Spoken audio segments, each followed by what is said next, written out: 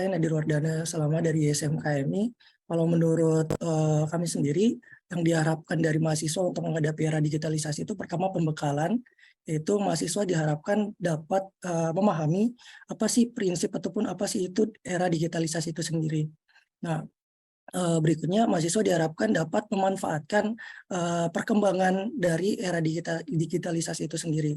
Nah, yang ketiga, mahasiswa mampu mengantisipasi dampak negatif dari perkembangan era digitalisasi itu sendiri, karena kita tahu bahwa salah satu contohnya itu pengembangan artificial intelligence, di mana itu bisa berdampak positif, bisa juga berdampak negatif. Nah, diharapkan mahasiswa dapat memilah dan memilih dampak positif dan juga dampak negatif dari hal seperti itu. Kan bagi kita modul digital health itu untuk menjadi pedoman bagi mahasiswa itu sendiri untuk bagaimana bisa menerapkan ataupun mengaplikasikan dari pengembangan digital health itu sendiri.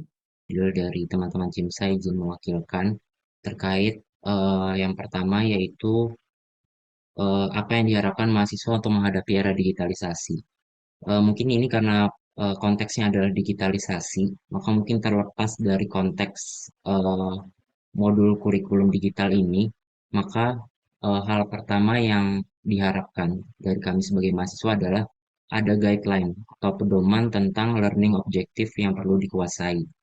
Karena bicara tentang digital tentu banyak hal yang bisa dipelajari dan mungkin kita perlu fokuskan kepada hal-hal yang bisa bermanfaat untuk layanan kesehatan ke depannya. Kemudian ketika sistemnya sudah ada, maka harapannya adalah ada dorongan untuk belajar. Dorongan untuk belajar ini kami harapkan adalah mungkin bisa diterapkan di intrakurikulum melalui pembelajaran-pembelajaran elektif yang bisa dipilih atau wajib diambil oleh mahasiswa. Atau bisa dilakukan melalui ekstrakurikulum, melalui pelaksanaan webinar, melalui pelaksanaan training, kemudian terkait dari literasi digital, mencakup kecakapan kognitif dan teknikal. Dalam artinya kompetensi dari mahasiswa tidak hanya secara kognitif, tapi mereka juga dipersiapkan untuk mempelajari teknis bagaimana fasilitas kesehatan dapat berjalan di kesehariannya. Minatnya cukup besar dan mengikuti mengenai timeline transformasi digitalisasi kesehatan yang disusun oleh pemerintah. Tapi untuk beberapa teman-teman yang lain itu sayangnya mereka tidak cukup terpapar Mbak dengan digitalisasi kesehatan ini sendiri. Jadi kami sendiri berharap setelah modul ini jadi, nanti dari koalisi bisa bersama-sama begitu mengadakan roadshow ke beberapa fakultas kedokteran atau fakultas kesehatan yang ada di beberapa universitas begitu. Jadi supaya dari mahasiswa sendiri juga cukup terpapar. Tadi juga saya setuju dengan dilaksanakannya baik itu tentang elektif atau bahkan lebih baik lagi bisa masuk ke SKS. Mungkin itu sih tambahannya. Saya izin bercerita sedikit Pak Dedi tentang apa yang pernah saya alami. Saya kebetulan berkuliah di UGM, dan ketika waktu semester 1 mendapat ada satu mata kuliah yang judulnya adalah transformasi digital. Dan waktu itu modul yang diberikan kepada kami itu sangat tidak spesifik seperti itu Pak. Hanya malah membahas seperti big data, atau kami disuruh membuat HTML yang sebenarnya itu tidak dibutuhkan oleh seorang dokter gitu.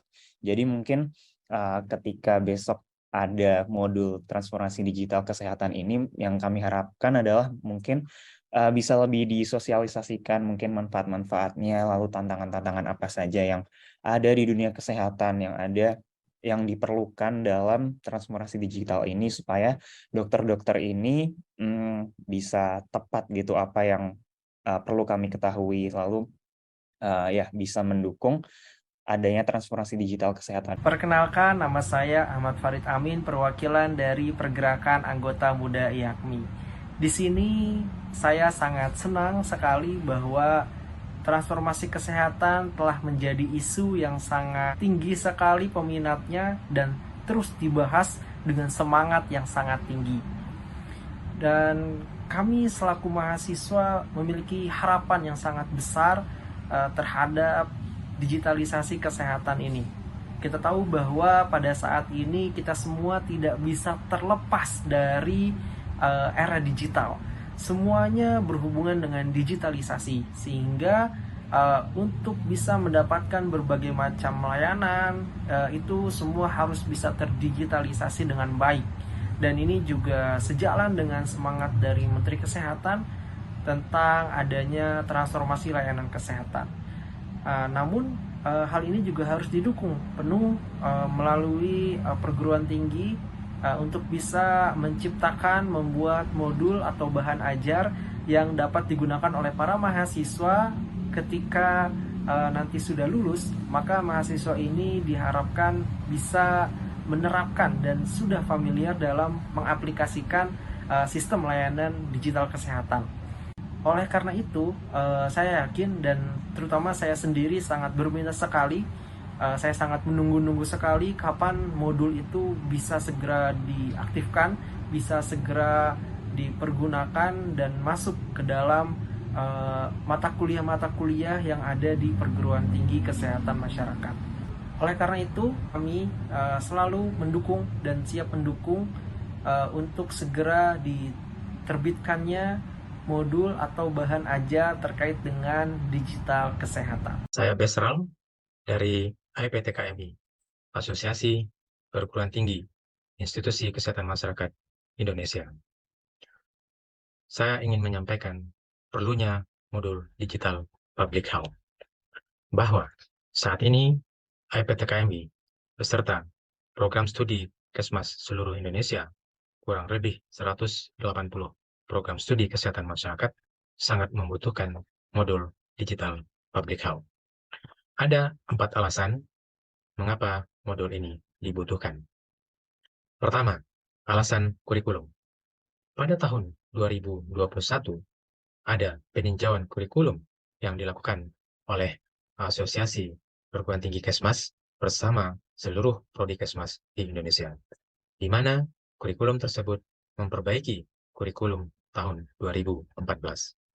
Dalam kurikulum yang baru, yang berlaku secara nasional, ada muatan teknologi digital kesehatan masyarakat, di mana mahasiswa kesehatan masyarakat harus paham dan mampu memanfaatkan teknologi digital di bidang kesehatan masyarakat untuk menunjang salah satu kompetensinya, yaitu penguasaan ilmu dan teknologi terkini di bidang kesehatan masyarakat, termasuk memanfaatkan digital public health untuk intervensi kesehatan masyarakat, untuk monitoring dan evaluasi program kesehatan masyarakat, untuk perencanaan bidang kesehatan masyarakat, untuk surveillance bidang kesehatan masyarakat, dan lain-lain.